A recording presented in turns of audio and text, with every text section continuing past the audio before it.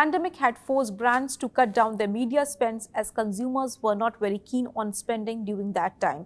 The situation, however, has changed considerably across the globe as audiences have regained confidence and are stepping outside their homes for work, leisure, and other things. It has resulted in brands resuming their media spending and bringing it to at par with pre-pandemic levels. Let's hear from industry stalwarts what they have to share. I would like to invite Devesh Gupta, lead brand solutions, ET Brand Equity, to moderate the panel discussion on our media spends back in full steam. Please take the conversation ahead, Devesh.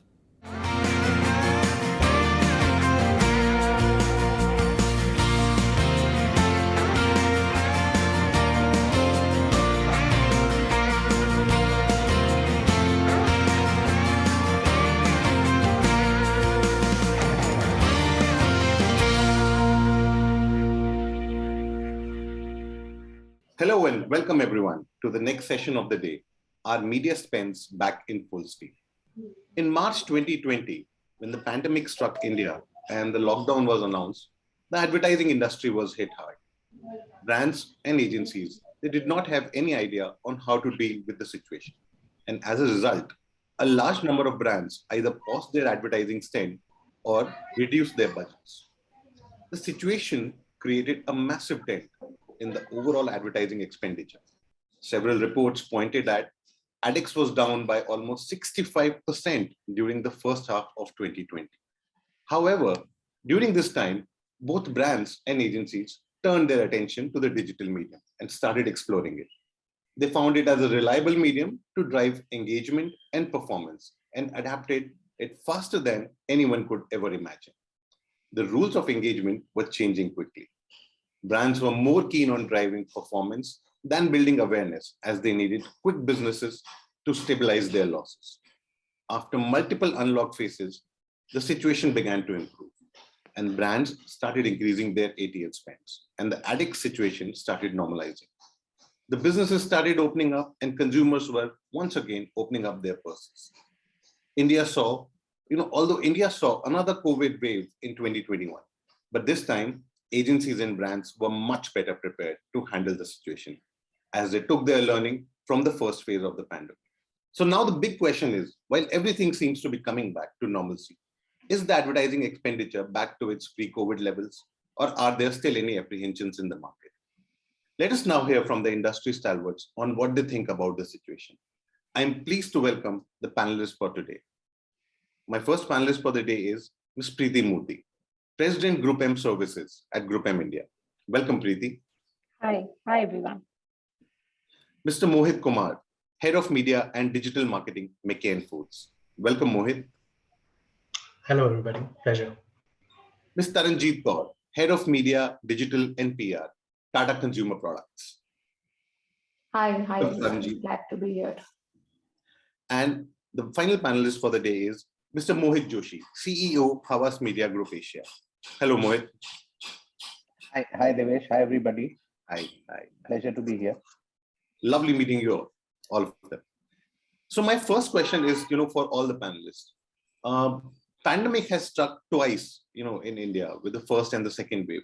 So how difficult, has it been, planning for the ad spends during both these phases? Preeti, I'll start with you first. The good part is when it struck first, we couldn't plan, right? It happened the way it happened. Right. But by the time it struck the second time, I think we had planned it much better, basis the learnings, basis the challenges organizations face, basis the challenges budgets face with CFOs, basis challenge businesses saw on ground. Mm-hmm. We were far better prepared in the second round of the COVID era. And it is heartening to see how the industry is bounced back. We have unlearned and let go of our past baggages and picked up digital in a much stronger way. E-commerce, social commerce, all these so-called jargons became a staple diet for a lot of brands. We saw the entire transformation of the business models in many businesses, which were more dependent on brick and mortar, becoming more new age and on feet on digital, as a balancing factor. So that way, the second wave, when it hit the economy, we braved it much better, though everybody was working from home and all that. I think the brands became empathetic towards their consumer needs and started adapting their marketing strategies much in advance. So there was always a plan ABC that was being worked upon. And I True. think that's, I guess, till COVID is around, the reality is that's how it's going to be. Taranjit, I mean, you represent Tata Consumer Products. So during that time, what was the situation and how difficult it was, you're planning your media spends?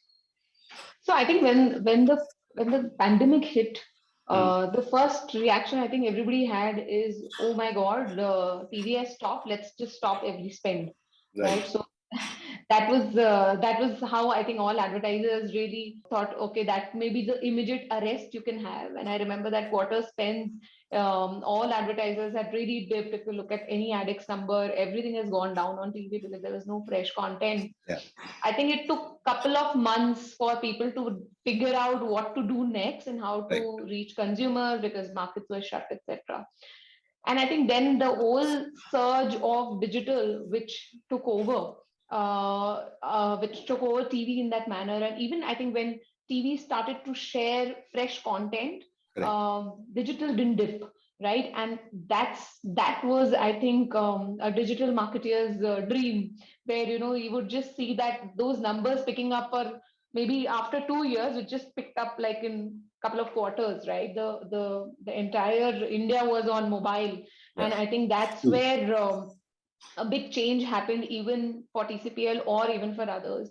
And at least we were in that place where we wanted to use advertising more for purpose-driven campaigns. Like we did the Jagore is Bar Bado Ke Liye Jagore campaign, which was big for us, which was not just on selling products, but really helping for a cause.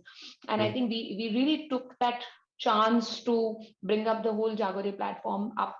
That was, I think, one of the big things which we did. But as the things settled down, the mix, how it changed for even FMCG, because people started to buy everything online, and e-com all of a sudden became so important in the entire media mix. I think that was a big win, and I remember those conversations with all the e-com guys where we said, oh wow, let's just start pouring in money on the e-com platforms, literally. And it was not just purchase, but also awareness, right? Typically, you would say that it was just conversion-led platforms, but I think the beauty of it got synced so well, where you had awareness plus conversion, everything synced in a digital and media mix coming in together. And I think how it has really grown over the time when it hit till now, I won't say people have fallen out of that habit, right? Specifically, the second wave has come, and now we are envisaging new things happening. But I don't think people have really fallen out. Yes, there is definitely a go back to TV, which has happened because of the fresh content which is there. But I would say the fall is not as much as people would have perceived it to be for digital in terms of shift of viewership. It is more sharing because there is a new habit which somebody has got. Right now, earlier it was TV plus mobile, maybe Facebook. Now it is maybe TV, OTT, Facebook, and something else, right? So I think that's how the media mix has really changed. Correct. So there's, there's a new mix, from the previous times, right? Mohit, what was your experience? What has been your experience of March 2020 until now?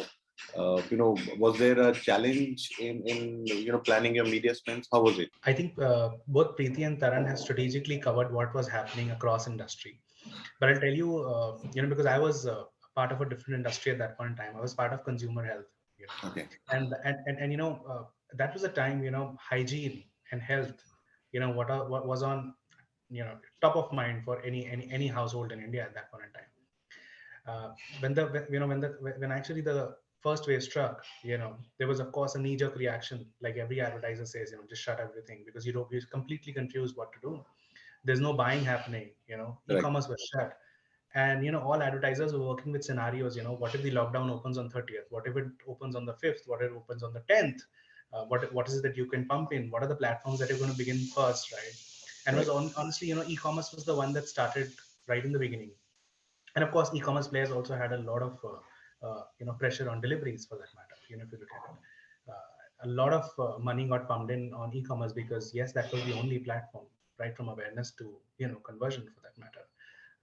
And of course, as things got better, spend started to come back, especially on digital, because of course, there was no fresh content on TV. I Right. think the only thing everybody was so excited to see on TV were news, and I think news got I of course news and entertainment form two very very critical genres, in any advertising mix. News became even more critical, and I think True. the record that was set by Ramayana, every advertiser was running behind all those kind of things. So I think the way we were looking at advertising in the beginning was different. Of course, by the second wave, we were much more prepared. Of course, I also moved on from industry, so I got into the food industry, and the food industry was also making hay when the sun was shining, because a product like McCain, which is something that you can make at home for that matter, that is something. There was a lot of focus, on advertising at that point in time, because it was an opportunity to tell people that, hey, you can't go out, but you know what, you could actually make your favorite restaurant style food at home. So that was also a time, and we'll come to this discussion as to how is it that advertisers in the food space started to do. But I think more importantly, what COVID has done is done two things. And I always tell people that we are now marketing in a more digital world. We're doing agile marketing in a more digital world. I also think we've rewritten the Bible of marketing, for that matter. We're doing marketing like never before, of course, and we've accelerated our learning curve on digital, of course, and not only on digital, but of course on TV. Connected TV. There's nothing. We were just understanding the definition of connected TV, before March 2020. All you could do is, configure your YouTube campaigns on connected TV, but there's a completely new way of looking at connected TV now. So I think the media mix has completely changed, and I think it's been a learning for the advertisers, for that matter. Yes. So Mojo, I mean, like in March 2020, when the lockdown was announced, I mean, like, what were the key apprehensions that brands had? I mean, like Preeti mentioned one, Taranjeet mentioned one, and Mohit also mentioned one. I mean, like, when will the unlock happen? Is it 30th? Is it 5th? Or is it 10th? I mean, like, overall, if you have to, summarize into, like, there were 4 or 5 or 6 apprehensions. What were those key apprehensions that you found, the brands had? See, the biggest apprehension was the absolute uncertainty of what is going to be happening tomorrow, and I think that was a clear nightmare for planning for anybody. Yeah. Not just media planning, but planning lives at a larger level. And we saw that becoming even bigger when the second wave happened. So by that time, everybody had prepared. But if I was to look at it from a marketing perspective, in the first round, you were not sure when things are going to come back, as as everybody said, whether it's a 4-week lockdown or a 6-week lockdown. Finally, we realized we hadn't gone back to office for about a year and a half, in many cases. So there was a confusion, and this confusion was also being fueled by the different news narratives that were coming out. As Mohit said, news had become important, but news was also giving you all counter narratives. So we were not sure. As a brand, one did not know what and where to invest in the first wave. Right? Digital obviously became very, very critical, because all of us transitioned into digital overnight, and thanks to our IT teams, who are normally not recognized, but they're the ones because of whom we were able to work the way we are working even today. As a brand, one was not sure whether the consumer is really asking for the brand at this point in time, because when the markets were locked down, when lives were at risk, clients were not sure whether consumers would even need the brand. So it was absolutely the necessity level brands that started getting traction, because that is what people wanted. People wanted their daily stuff to be delivered through a milk basket, big basket, all that stuff. People started hoarding. So in the first few weeks, it was a different kind of marketing. It was, I think, panic marketing that was happening at that point in time. People not even thinking about cars or any other larger goods. It was just panic marketing, whether I have enough food and supplies for myself for the next couple of months, or maybe even 6 months. As I said, people were not sure, and the marketeers were also confused. So I remember, we have a lot of clients in the auto space. I mean, there was no question that they would be needing a marketing support at that point in time, because the markets had closed down, and those are categories which are not sold online, right? So it was a complete lockdown over there. Where then, when slowly things started moving, opening up after the unlock happened, and we started realizing that life can be normal with Corona. We had the IPL and the festive burst in 2020. We thought everything was going good. We made very big plans for 2021. I thought all of us were thinking the moment 2021 January 1st happens, everything is going to become normal. 2020 was the cursed year. And, suddenly we realized that things are the same. And I remember presenting a very, very aggressive plan to my global team in March end, and 10 days later the second round happened, and we did not know what to do. So while we were prepared, but the second round was even worse from the perspective of survival, and not just the brand survival, but personal survival as well. And people did not know what was happening at that point in time. It was an absolute panic situation. And again, marketing went into a tizzy. So, again, people were looking at, very, very core products, and not looking at the larger and bigger bouquets of things. But 2-3 things that happened during this period is, as Taranjit spoke about, purposeful communication. And we at Havas have been talking about meaningful brands for the last 10 years, and it's all around how a brand becomes important to a consumer if it is actually connecting with the consumer on the personal, collective, as well as the core benefits. And we realized the importance of collective benefits was significant. People wanted to associate with brands which were doing something good for the society, and which is what Taranjit spoke about, the Jagore and many other such communications. You saw Swiggy, which is one of our clients, talking to the delivery heroes and saying thank you, delivery heroes. So all those communications became very, very important. And I think marketing took a step back, and we started doing all these things. And as Mohit said, ROI was critical. People were for all those categories which are actually selling online. Marketplace had become the most important thing. People were putting a lot of money behind marketplace, and they were getting a lot of good returns as well.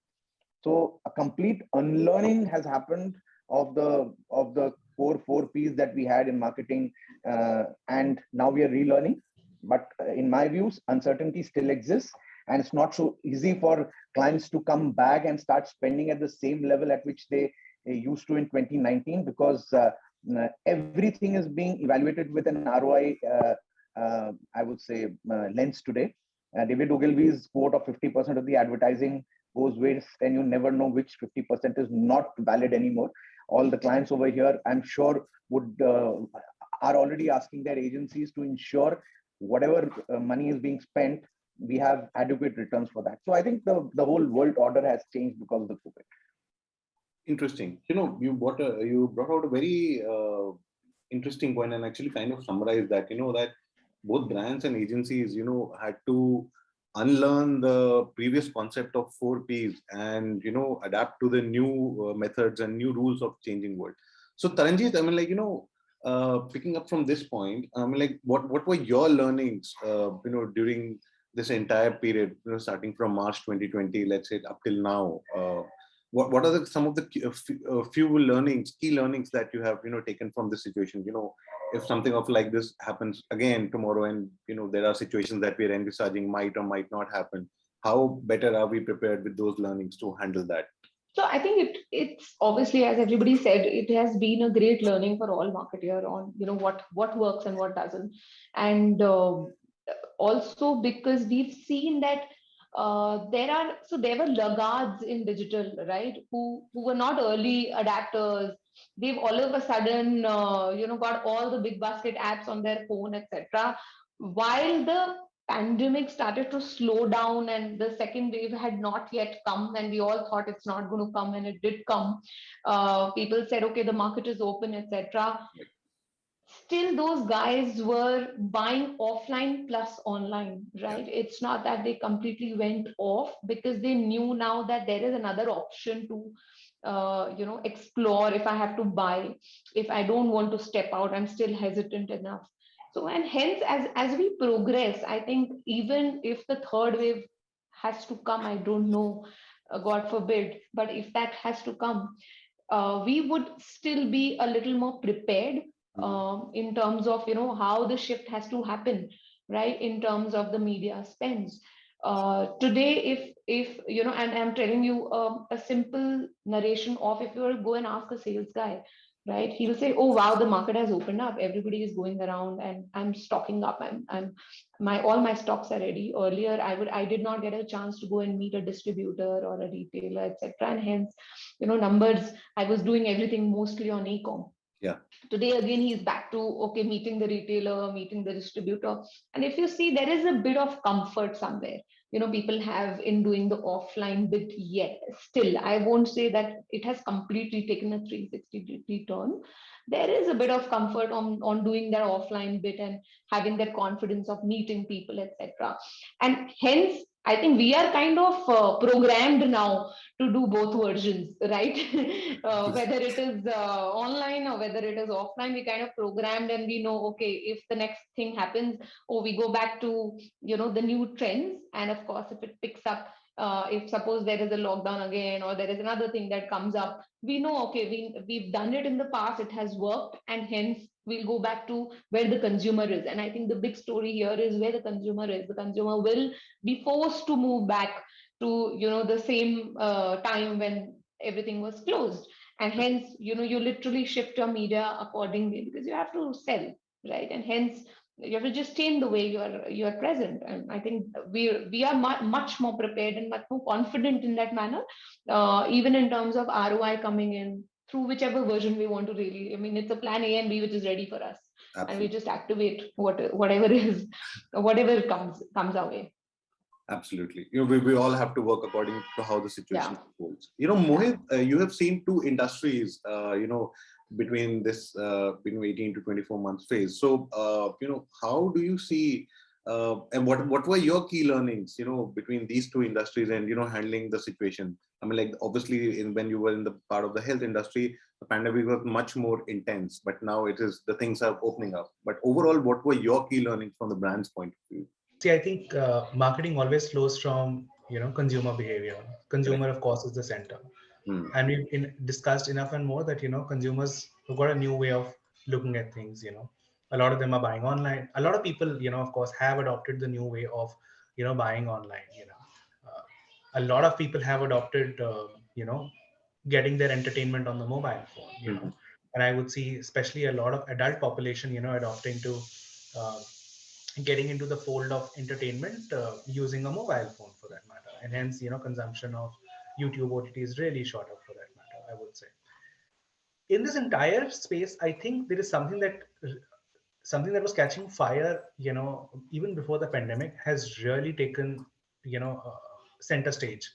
Of course, performance marketing we're talking about, but I think looking at content creation and content amplification is something that is part of core marketing for any brand, whether it was health, whether it is food, or any other brand. I would say both health and food, of course, took center stage at this point in time, because everybody just got very finicky about hygiene, and of course everyone had a new way of working. Everybody was home, so preparing food became very important. Your snack time, your meal times, a typical day has got 4 meals, this became actually 16, for that matter. So just imagine the life of the woman who's actually making it at home, for that matter.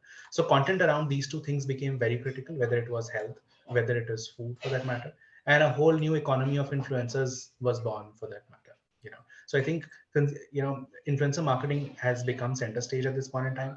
Your influencers today are your key brand ambassadors, for that matter. That's because of the kind of trust they derive among their followers and in the digital world. Second, I think there's been this wave of D2C brands, D2C brands maybe not be the right way of putting it. I think the window of selling directly to consumers, from an own shop perspective, I think that is also something that's really come up. And a lot of brands, after the first wave, started to ride on this wave because consumers are also wanting to buy more and more online, for that matter. And it's a clear opportunity for age-old brands also. And we've seen a lot of age-old brands actually coming live to the D2C world. I think these are two things that, because consumer behavior changed, the way they consume content changed. I think both influencer marketing and the entire performance marketing giving a push to the entire D2C concept in India. I think that's been very, very important. So Very interesting. Preeti, I sense a lot of positiveness, from Taranjeet and from, Mohit's conversations. They have their plans ready. I mean, like, all the sales teams, all the channels are opening up. Consumers are, are also opening up their purses. So in this scenario, I mean, like, how do you see the ad spends picking up in the Indian market? Are we coming back to the pre-COVID levels, or I mean, like, have we touched back the pre-COVID levels? How is the scenario for ad spends in India right now? Yeah, so if we all, I mean, some time back, somebody touched that last year, October was one of the best years in terms of comeback, and then March hit, April hit us.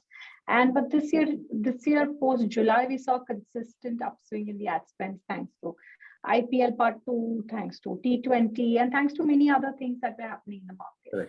Right. So yes, the ad spends are more or less close to what it was in 2019. We are there.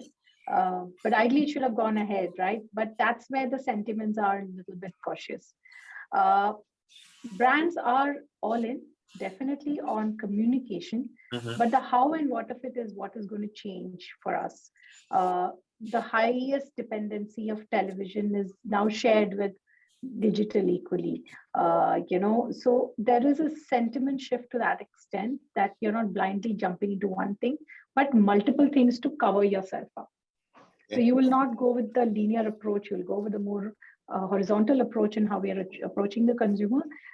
Also because like Mohit was saying, that how consumers have also shifted their habits. The dependency on video content has gone up. Influencer recommendation for brands has gone up. So there's a whole shift to that era as well. The other big shift we are seeing is the way brands are monetizing content. Brands are looking at content marketing as one of the key pillars for communication. Now, this can be via their digital assets. This could be by other form of content creation support, influencers, and so forth. The other big shift is also that, I mean, there's one Group M TYNY report which says 2025, the ADEX globally would be 1 trillion. Right. So obviously, we are not seeing or predicting the downs of COVID that hopefully should not come. Like Taranjeet said, we should not get another cycle. But if we do get also, I think the industry is also preparing itself for all the worsts and all the bests and seeing how do we balance it. So I guess there is that blended culture of predicting ADEX and how advertisers also looking at it. What would be tricky would be the automation auto sector, auto sector, because for them, the physicality of their business is very important. People coming and test driving, without test drive, the booking becomes a little iffy. You don't feel the joy of picking up a car.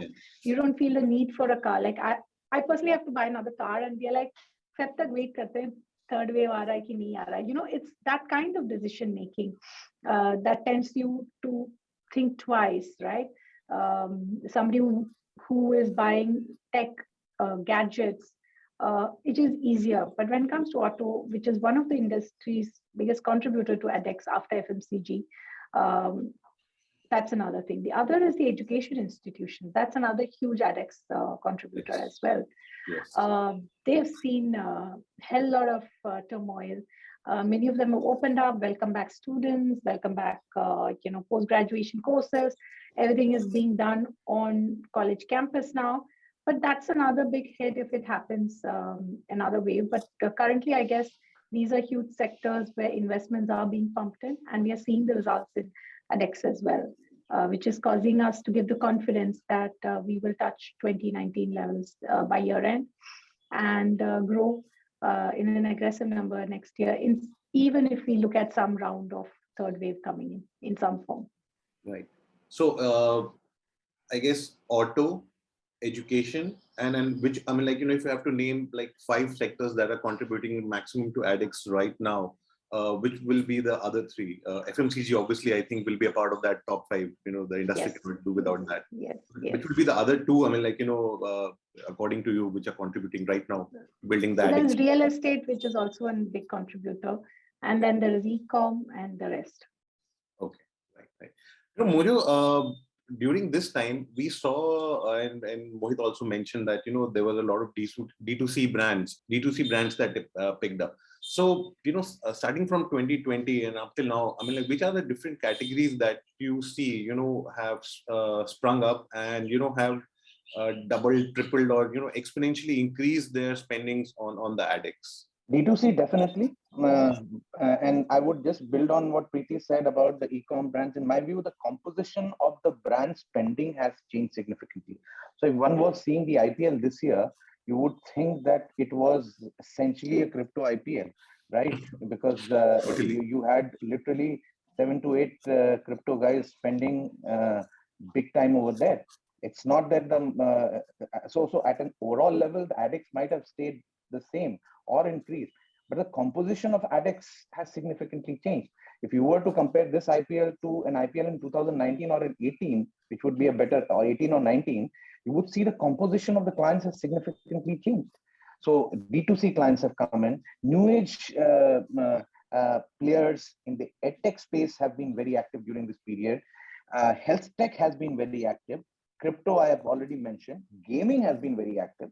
So all these online categories which were relevant to the consumers during this period have obviously started spending far more. I mean, FMCGs are spending, they did, and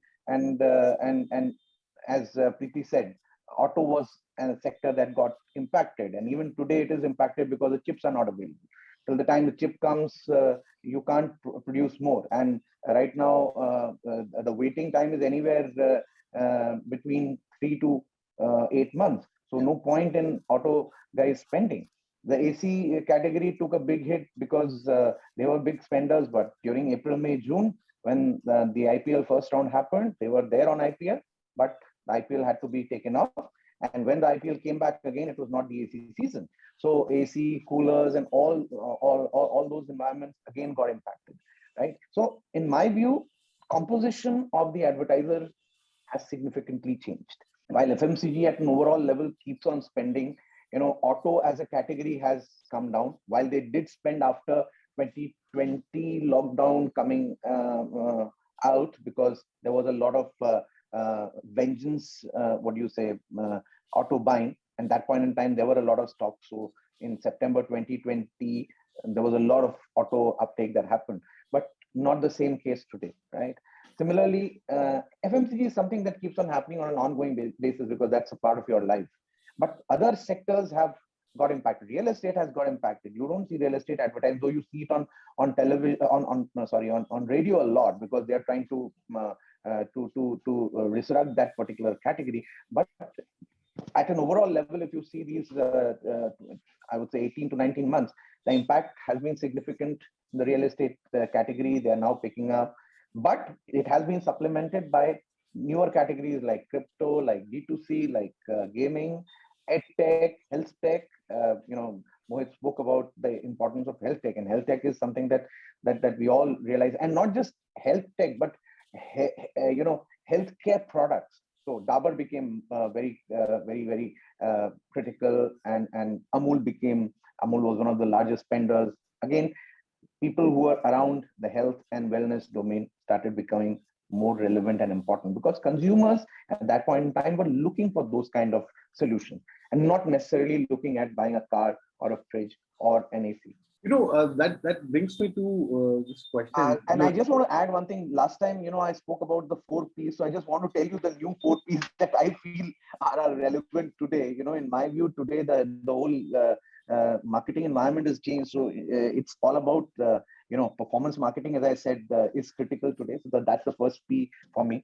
The second is purposeful marketing that Taranjeet spoke about, and we also in Havas speak about meaningful brands. The third is permission marketing. Now, very, very critical that we adapt to the new age consumer and ensure that we have his or her permission before we start marketing to them. And fourthly, most importantly, personalized marketing. So these are the 4 Ps in my view, which have taken over from the classical 4 Ps of marketing. Not that they cease to exist, but these 4 become more relevant, more relevant during the pandemic period. You're taking this forward. I mean, you spoke about the consumer sentiment. So what is the consumer sentiment now? Is it, do you do a psychographic analysis of the consumer sentiment? How are they feeling? Are they opening to spend with addict spending? So I'm sure, consumer sentiment is good enough that, they're ready to buy. They're open to buy stuff. So, how would you elaborate on the consumer sentiment part? In my view, it is cautious optimism. Mm-hmm. I don't think they have opened up completely. Okay. Because everybody is still worried about the third wave. Let's be honest about it. And Mm-hmm. I am. The moment you start thinking about it, you start, relating to all that has happened. So there is a cautious optimism. You want to buy. Preeti said she wants to buy a car. What is keeping her from buying a car? One, the car that she wants probably is not there on the shelves right now. She'll have to wait for 6 months. 2, she's not sure what and how things are moving out. I also want to buy a car, but I've been in that question mark mode for the last 4-5 months. I'm not sure whether I should buy it now. Should I buy it 3 months later? Should I buy it a little? People want to shift houses. There are people who, importance of homes has become very, very critical during this period because we were spending a lot of time at home and people realize they don't have a proper office inside their home. All of us were operating out of our, dining tables or bedrooms and this and that. People do want to move to a better home in most cases, but is that translating? I don't think so. Some bit of translation is happening, but is it that there have been significant shifts in the real estate segment? No, because the consumers are still not sure what is going to be happening tomorrow. The positivity has started, but still there is a cautious optimism, as I always call it. They want to see another 2-3 months before they finally take that leap of faith and make a big investment.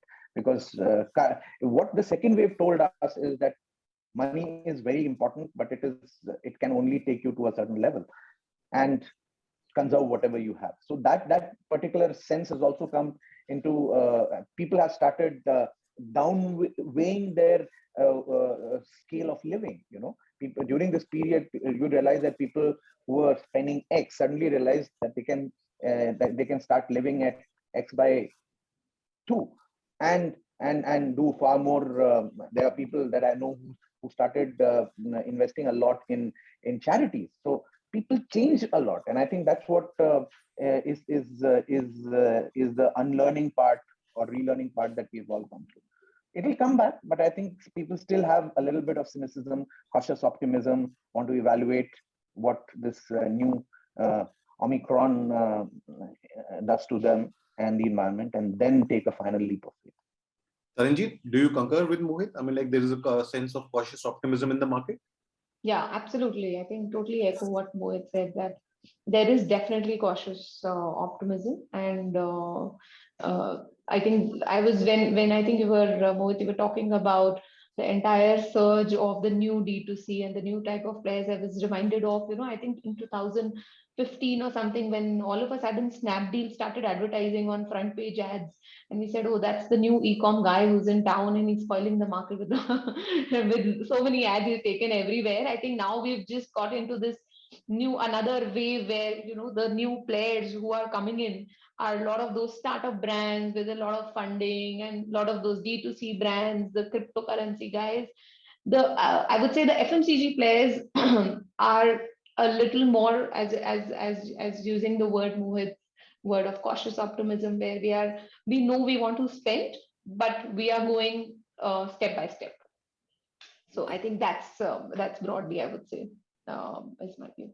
if I go by Mohit, and if I, Taranjeet has also, agreed to it, Preeti. So it's going to be sure. And then the sentiment that I, hear in the market when I talk to people, maybe from the industry, both from the industry and from outside the industry, that Corona is going to stay with us for long. Okay, it's not going out anywhere. The viruses may mutate, and it's a lot of nobody can predict anything. So, according to you, what do you think will be needed, to restore the confidence of brands as well as consumers, bringing them back into the game? One is like, they come back, the consumers are able to come back at their spending levels of X, like Mohit said that, because of wave 2, people are restricting themselves, some is going by X by 2, and while brands have also not reached to their complete pre-COVID level ad spends. So what do you think, in your opinion, are needed to restore their confidence completely? So I guess I wouldn't look at it as a restoration of confidence completely. I would look at it saying times have changed. It is not going to go back. Nothing is going to go back. There's a lot of humanity level realizations also, like Mohit mentioned. People have realized the value of home, family, how I live, how I spend, more savings. So there's a whole shift at one end there. At the same time, we've also seen a pent-up demand during weddings and festivals and people going berserk shopping and going out and eating. I think this Diwali was absolutely scary for me. But for many, it wasn't, because people just went out and did holidays and you go to airport. I've not traveled by air, but what I hear is airports have gone berserk. So it is two ends of the spectrum that we are sitting in.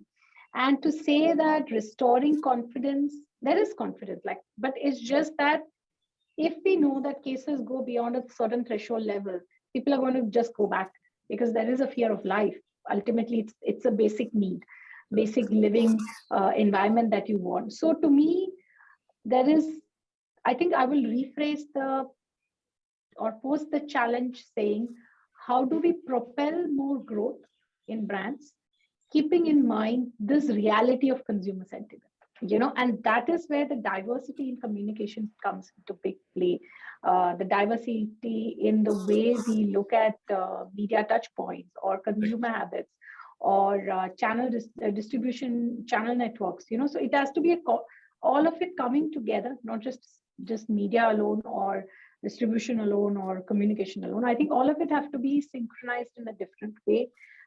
In a more relevant communication. I think the last 5 years, for example, anyway, the master brand thematic communication, and then we'll come out with smaller, that era is anyway kind of diluted today, how we look at communication. So to that extent, we are seeing more relevant themes emerging, more contextual ads coming in, and layering it with more immediacy for today and now through performance marketing. So this blend has to come out much more stronger, more consciously when budgets are being planned for at marketing and when media is recommending to the marketing guys. So that's the shift. We are not got to bring back the confidence level to what it was. I guess it's a journey that we will all cross through. The confidence level somewhere unconsciously exists, right? It's a matter of COVID. Tomorrow you wake up and say COVID is over now. You will see things are going back to normal. Offices are opening. So there is that shift only which will come once COVID is fully gone. So with COVID around, I think it is the transformation that we'll have to look at, not the going back in time. Absolutely. And Mohit, within the FMCG category, how do you see, the strength of digital growing, because digital is a little difficult in the FMCG category, to build on the experience. People want to buy products and, and you deliver them at home, but that creating that experience is slightly a difficult task. So, how do you see, digital growing within the FMCG category? See, I think as I think mentioned earlier that the age-old brands, the white elephants of FMCG have come a far way in a matter of 2 to 3 quarters for that matter. And that's also because they are, feeling the heat of competition from a lot of new age brands within FMCG. So either you adopt or you lag behind for that matter. And I think then I always feel personally it's a dream of every CMO to do something different in his lifetime, in his term, for that matter. I strongly believe that, and that because I've seen that happening across very, very large organizations myself. Right. A lot of these FMCG brands have actually adopted by now. Brands have come into the age of real-time marketing. Brands have started to have their in-house teams.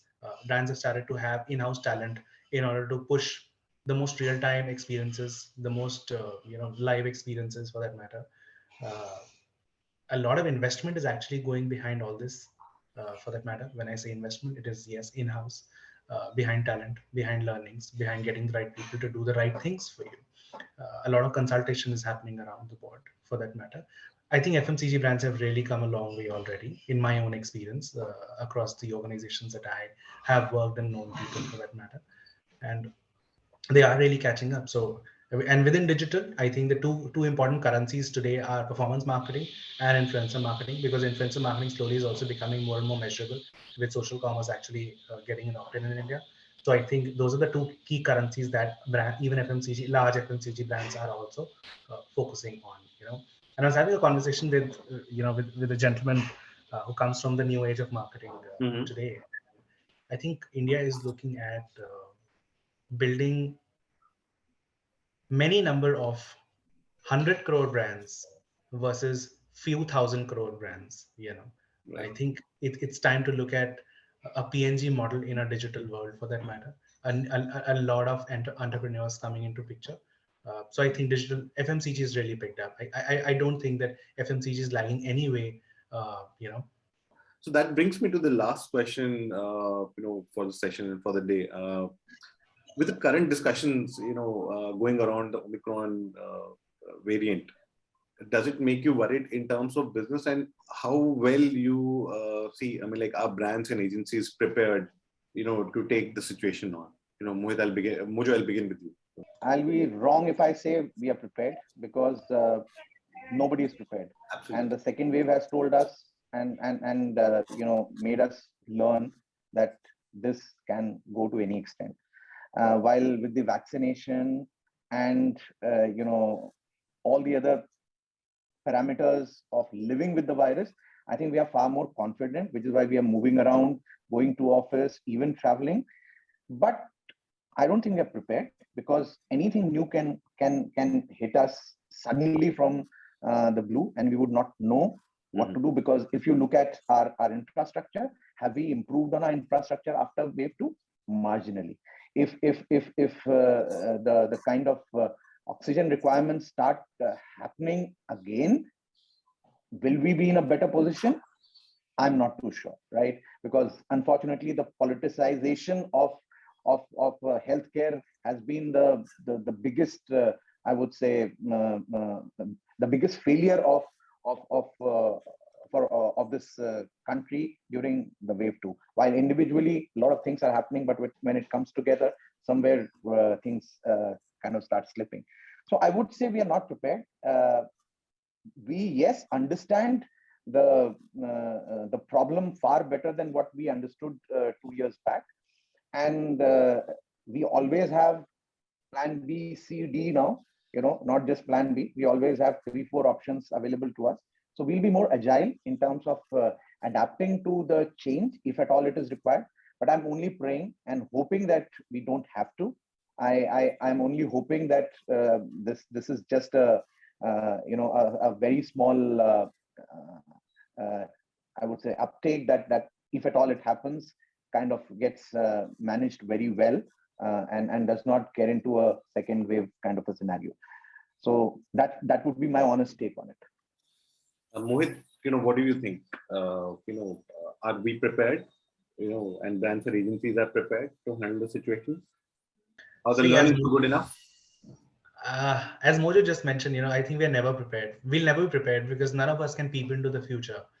But with the aggressive vaccine drive and news coming around that the variant is not as severe, for that matter, as the previous ones, I just hope and I just feel that this is not going to be as severe as something that happened in the second wave in India. We've got a lot of learnings, and I think brands today are prepared if a situation like what has happened previously happens, you can immediately know I think we've got presentations for every kind of scenarios at this point in time, and we've even got Excel plans for that. So we just need to plug and play. Yes, of course, none of us can peep into the future. As of now, we've learned enough, but the learnings are never enough. I would say I'd put it like that. I love that part where you said that we have presentations ready for every scenario. Preeti, I mean, like, what's your thought? How do you... completely echo with the gentleman, both the Mohits. I think we can prepare for the known. Preparing for the unknown is, you just have to walk the path, right? You just figure this out as you go. Like you said, like Mohit said, that if we know that this is going to be similar to the second wave and first wave, we know what is to be done. But if there's anything beyond that, we really don't know how we are going to tackle it. And that's the nature of our lives currently. And I guess we'll brave it out one day at a time. And that's been my motto also last 2 years, one day at a time, to fight this battle in the mind. So I guess marketeers also have to look at more short-term opportunities, more quarterly, more monthly. I think the annual conversations are all gone. Though there is on paper, but it's not something we consciously look at now. So all those shifts are there, and I mean to not having such hiccups for future. But yes, we'll cross the bridge.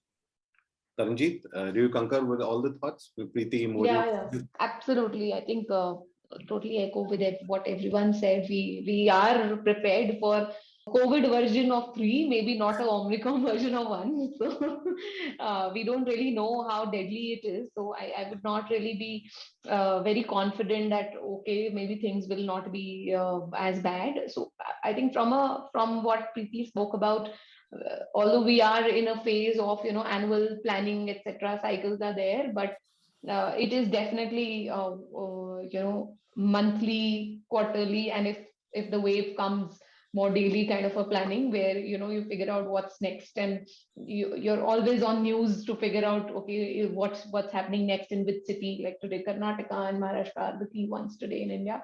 But I think the one thing which I would want to definitely land to that question is, we as marketeers, we were very sensitive when the first wave had hit in, and even if things were to go worse, definitely the onus is also on us to also be as sensitive to people, to to the entire ecosystem in that manner, to do purposeful marketing. And also obviously the moment you get into the consumer shoes, you are at the right place when you market, and I think that would be the key.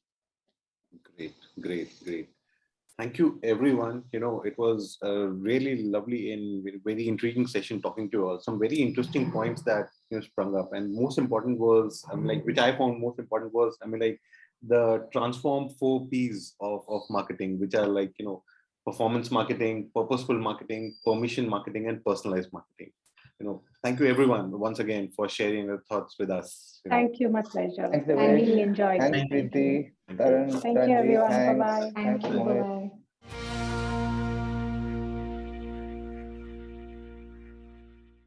Thank you, everyone, for sharing your perspective and valuable inputs on the topic. Stay tuned, ladies and gentlemen, for the last panel discussion of the day, followed by much awaited ET Brand Equity Media Strategy Awards.